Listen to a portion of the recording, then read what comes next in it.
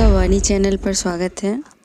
चलिए हम अपनी हिंदी की अध्ययन श्रृंखला को आगे बढ़ाते हैं और कुछ नया अध्ययन करते हैं। आज आपने देखा था आपका रस क्लियर हो गया होगा और आज हम पढ़ते हैं वाच्य, जिससे हमेशा प्रश्न आते हैं वाच्य से और हम कंफ्यूज होते हैं कि कौन सा वाच्य है। तो आज उस कंफ्यूजन को हम दूर करते हैं और उम्मीद करती हूँ कि आपको समझ में भी आएगा। बस आप ध्यान से बने रहिए और पसंद आए तो लाइक शेयर सब्सक्राइब करना ना भूलें। तो चलिए हम फिर स्टार्ट करते हैं वाच्य। अच्छा, वाच्य कितने प्रकार के होते हैं? पहले हम वाच्य के बारे में जानते हैं। जिन शब्दों से वाक्य में कर्ता, कर्म व भाव आदि का बोध हो वह वाच्य कहलाता है। वाच्य क्या कहलाता है? जिन शब्दों से वाक्य में कर्ता, कर्म व भाव आदि का बोध हो वह वाच्य कहलाता है। वाच्य 3 प्रकार के होते हैं। वाच्य कितने प्रकार के होते हैं? वाच्य 3 प्रकार के होते हैं। तो कौन कौन से होते हैं देख लेते हैं उसे हम। पहला है कर्तृवाच्य, दूसरा है कर्मवाच्य, तीसरा है भाववाच्य। अब हम एक एक को देख लेते हैं आराम से। तो पहले हम देखते हैं कर्तृवाच्य। तो कर्तृवाच्य का आप देख रहे हो कर्तृ मतलब क्या? कर्ता। तो कर्म जो कर्तृवाच्य है उसमें कर्ता का होना अनिवार्य होता है। तो कर्तृवाच्य में क्या होता है? कर्ता का होना जरूरी है, कर्ता रहेगा ही रहेगा। और जो कर्तृवाच्य होता है उसमें सकर्मक क्रियाएं भी होती हैं और अकर्मक क्रियाएं भी होती हैं। तो हम कर्तृवाच्य को देखते हैं। जिस वाक्य में वाच्य बिंदु वाक्य का कर्ता होता है, जिसमें सारा दारोमदार कर्ता के ऊपर हो, जहाँ मेन कर्ता हो, वह कर्तृवाच्य होता है। जैसे अब हम इसे उदाहरण से देख लेते हैं। रवि पुस्तक पढ़ता है। रवि कौन है? कर्ता। पुस्तक क्या हो गया? कर्म। अब पढ़ता है क्रिया। तो रवि पुस्तक पढ़ता है, ये आपका सकर्मक हो गया। अच्छा, कर्तृवाच्य में एक चीज़ आप ध्यान दीजिएगा, नोट कर लीजिएगा कि कर्तृवाच्य में सकर्मक व अकर्मक दोनों क्रियाएं होती हैं। तो आपने देखा कि कर्तृवाच्य में सकर्मक और अकर्मक दोनों क्रियाएं होती हैं। सकर्मक का मतलब ही आप समझिए, वर्ड से ही समझिए, उसके वाक्य से, शब्द से, कि सकर्मक मतलब कर्म के सहित, अकर्मक बिना कर्म के। तो अभी हमने जो देखा, रवि पुस्तक पढ़ता है, तो रवि क्या है? कर्ता। और पढ़ता है क्या हो गया? क्रिया। क्या पढ़ता है? जब यहाँ क्या का जवाब मिल जाए वो कर्म होता है। रवि क्या पढ़ता है भाई? पुस्तक पढ़ता है। तो जो पुस्तक है वो कर्म हो गया। तो ये कौन सी क्रिया हो गई? सकर्मक। और इसमें रवि मेन है, करता है। तो रवि पुस्तक पढ़ता है, क्या हो गया आपका? कर्तृवाच्य हो गया सकर्मक क्रिया के साथ। अब दूसरा उदाहरण हम देख लेते हैं। बच्चा सो रहा है। बच्चा क्या हो गया? कर्ता।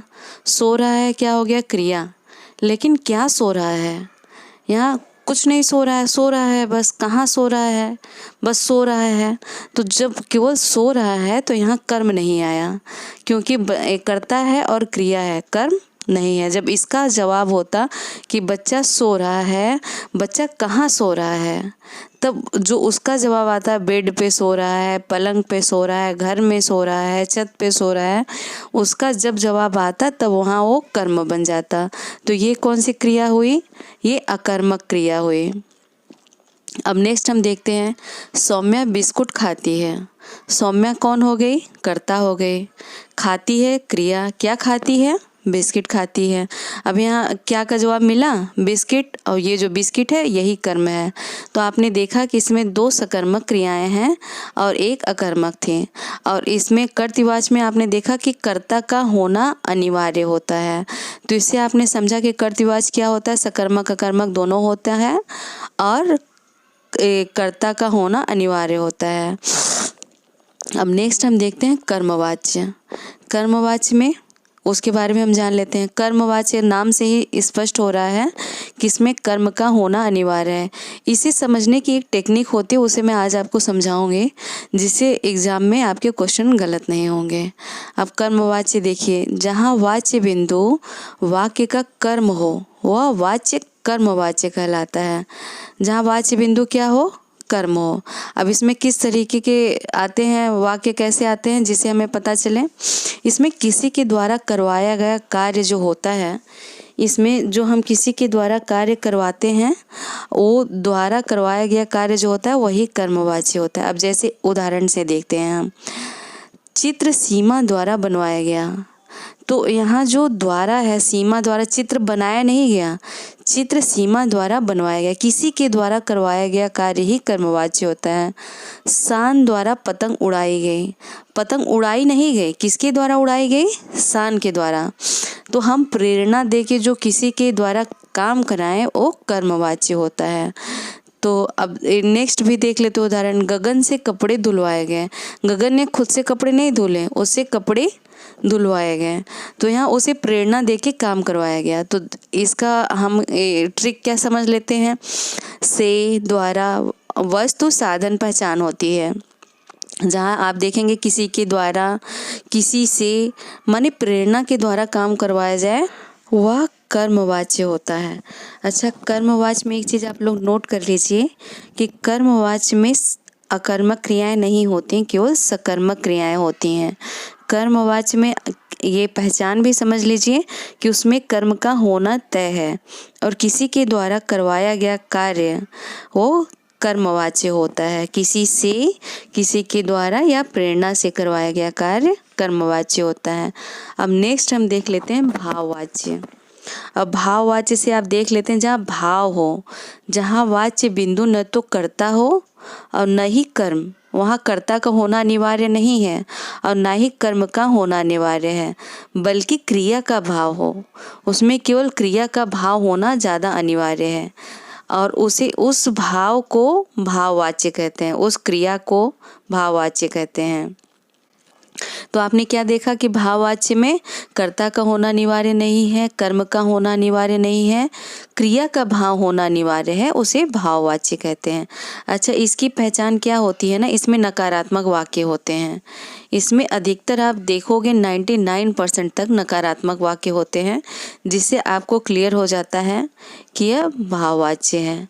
अब जैसे उदाहरण से देखते हैं, रोगी से उठा नहीं जाता। आपने देखा उठा नहीं जाता नकारात्मक वाक्य है। बूढ़े से चला नहीं जाता। अब बूढ़े से चला नहीं जाता, यहाँ चला नहीं जाता नकारात्मक वाक्य है। पक्षियों से उड़ा नहीं जाता, उड़ा नहीं जाता यह भी नकारात्मक वाक्य है। तो आपने देखा कि भाववाच्य में केवल अकर्मक क्रिया होती है, इसमें सकर्मक क्रिया नहीं होती।